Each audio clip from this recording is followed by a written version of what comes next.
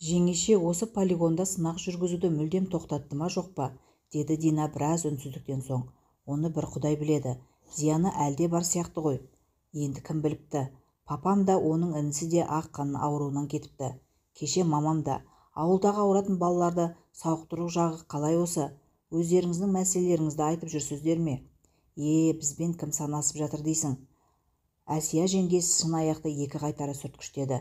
Менің таң қалатым баяғыда осы жерде сынақ жасағанда өз жерінде не болып жатқанын біздің ауылдағылар мүлдем білмеген дейді. Мысалы сіз білдіңіз бе? Ядролық сынақ деп қазір айтып жүр ғой. Ол кезде қайдан білейік?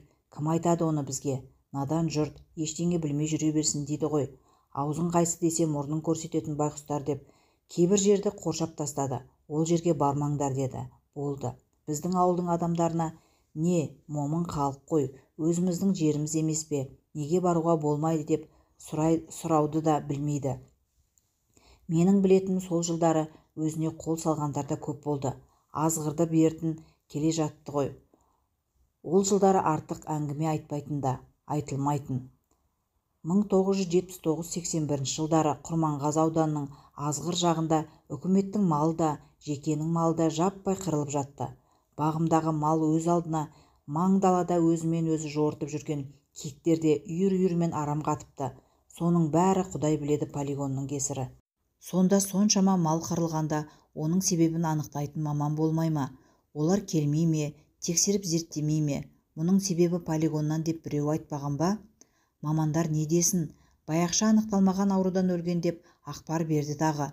Қай жылы Атыраудың тонна балығы қырылып қалғанда мен өлген балық көрмедім деп көзін жапқан министрдің қасында күн үшін қалтырап отырған жай мамандарға сот бар ма?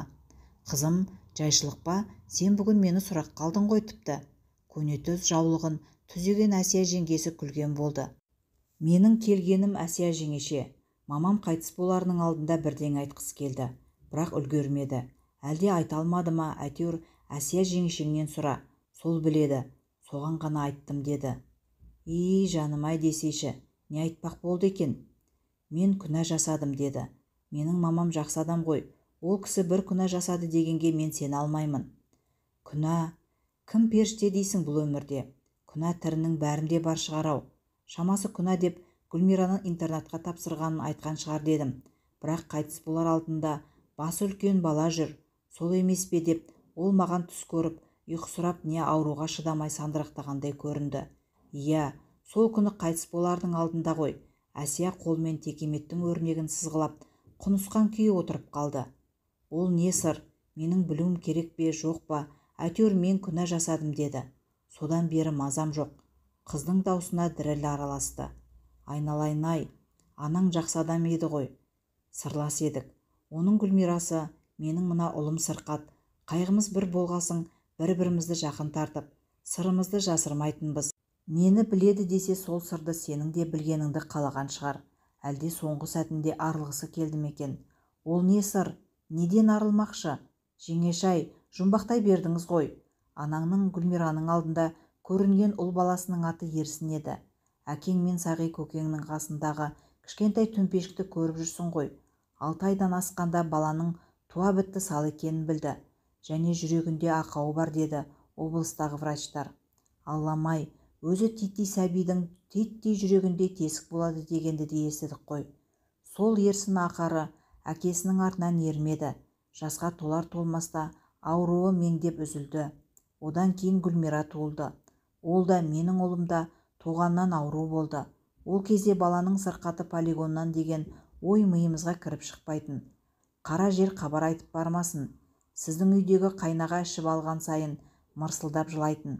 Өзім әкеден жалғыз байқұс едім. Кілең ауру бала табатын болдың ғой сен қатын деп, анаңның онсыз да жаралы жанын инемен піскілеп шабақтай беретін. Ішпесе өзің білесің, жақсы адам еді ғой. Гүлмира 2-ге толған жылы сенің анаң тағы да ащы көжеге жерік тұғын. Ойбу, несін айтасың? Сол жаз ерекше ыстық болды ғой. Күн қатты ысыған ештеңе емес. Қызуы ала бөтен, өткірленіп адамның миында бүкіл денесінде түйреп өтетін. Ел ішінде Ресей жақтан ұшқан ракеталар бұл жаққа құлап, гептил төгіліпті деген әңгіме ара-кідік айтылып қалатын. Айы күні алыс болса да, Аудандағылар сенің анаңды қоярда қоймай қалаға жіберді. Өзі де дәрігер, бірдеңе дұрыс емесін сезген сияқты. Маған уайымын айтқан. Баланың басында су көп және ол өсіп барады депті. Әрі-бері тексеріп мүмкін қате болар деп үміттендік. Әйтеуір ауылға баласы шетінеп кетіпті деген хабар жетті. Артынан өзі келді ғой, жүдеп. Кейін маған айтқан осы сырын. Толғақтан келіп-қайтып әбден сорым қайнап қиналып, адам төзгісіз азаптан есімді жиғанымда көргенімді айтсам, Аллай, басы шар секілді. Беті бір уыс баламды көрдім де шошыдым. Қайтадан талмаусырап кетіппін. Адам өз баласын құбыжыққа теңемейді, бірақ басы шар секілді. Көзі жыртиған тіршілік иесін құшағыма баса алмадым. Бұны апарсам онсыз да маңдайын босағаға ұрып жүрген күйеуім бейшара шерменде болып басы ауған жаққа безіп жоғалар деп қорықтым да мен сорлы басы шар тәрізді ұсқынсыз жаратылыстан бас тарттым деп еңіреп еді маған. Мамаң ауылға сәби шетінеп кетті деп келгенде арағын ішіп ләйліп жүрген байғұс күйеуі одан шетінеген ұл ма еді қыз ба еді деп сұрамапты да ғой. Соның бәрі күйік, сені алданыш етті ғой. Осы жақтан шыққан күйіншінің атын қойды Дина деп өскен сайын бағуға қиындай түскен Гүлмираның қайғысы бар. Сонда да қиындық көрдім демейтін. Мықты адам еді ғой, марқұм. Фельдшер болғасын ауылдағы мүгедек балаларды қарайды. Соларды көрген сайын жаны жаситын. Баяғы өзім тастап кеткен бала бар ма екен дейтін. Динашай, Дина бір сәт естігеннен есін жия алмай отырған. Жылама қарағым, өзің сұрағасын айттым. Анаңның кінәсі жоқ. Тәлейіне жазғаны да. Маматайым-ай, жаным-ай, анашым, көрмегенің жоқ екен-ау деді қыз солқылдап. Бұл анаңның жылдар бойы көкірегіне шемен боп қатқан қайғысы. Айта алмаған шығар. Сен оны кінәлама, айналайын, деген күйі Әсия қызды басын бауырына тартты. Жоқ, Әсия жеңеше, мамамды кінәлай алмаймын. Сол кезде не істерін білмеген шығар. Гүлмираны тастап кеткен жоқ қой. Ол үшін қанша азап шекті. Сарғайып кеткен түс қағаздың әр жерден жыртылғанын түкпір бөлмедегі терезе көзінің ойығы Гүлмираны еске салып, кеңсіргі ашығандай болды. Үйдің ішінен ыстың иісі шығады. Өзінің өрекпіген көңіліме, әлде шешесі болмағасын жатырқап секемшілдікке билетті ме, бойынан діріл жүгіріп өтті. Бір сәт демін ішіне тартып тынып қалды. Шешесінің аяқ дыбысы естіліп, сәлден соң біреу есікті тартқылағандай болды. Шынымен де әлдекім демін ішіне тартып, үнсіз бақылап тұрғандай. Терезенің оң жақ бұрышындағы тумбоның үстіндегі неше түрлі түйме салынған вазаны аялай сипап, қасындағы бір буда жіпке қол созды. Шешесі теледидар алдында отырса, қолынан сымы мен жібін тастамайтын. Ескі серванттағы неше түрлі бакалдар ұсталмаған күй шаң басыпты. Шешесі Динаға бұл бакалдарды сенің тойыңда ұстаймыз дейтін. Серванттың жоғарғы бөлігіндегі тізіле жиналған кітаптардың көбі медицинаға қатысты. Кейбіреуінің шеті қайырылып қалыпты. Соңғы кездері күнтізбе жинайтын болған ба, ана жерде де күнтізбе, мына жерде де. Ілінетіні керек пе, жыртатыны ма, байғұс шешесі мұның демалысқа келем деген уақытын есептеп, әлде бір ерекше оқиғаны күткен тәрізді. Әлде өзінің сырқат екенін сезді ме екен. Әйтеуір күнтізбені жинай берген. Анашым, байғұсым-ай, осылай ойлауы мұң екен. Динаның ішінен бірдеңелер үзіліп жатты. Тысқа шыққасында туған үйіне ұзақ қарап тұрды. Ыстықтан жарылып, көк сыры көшкен қақпаның есігі ашық-шашық жатыр. Өткенде мән бермепті. Әгін көктемгі жаңбыр шайып, қабырғасы айғыздалған жазғы сараймен қақпаға қарама-қарсы жердегі қораныңда күйік еткен. Кейде шығыстан, кейде батыстан жел соқса, құм басып, оппа құмның осы бір обыр мінезінен зәрезап болып сексеуіл отырғызса сеп болар еді дегенді көбірек уайым еткен. Жұртын қалдырып жолға жиналды. Гүлмираға барғанда ала барайын деп бір қалта құрт салып, Болат ағасының үйіне барып, үйдің кілтін қалдырды. Мына үй өзіңізге аманат аға, бір қажетіңізге жаратарсыз.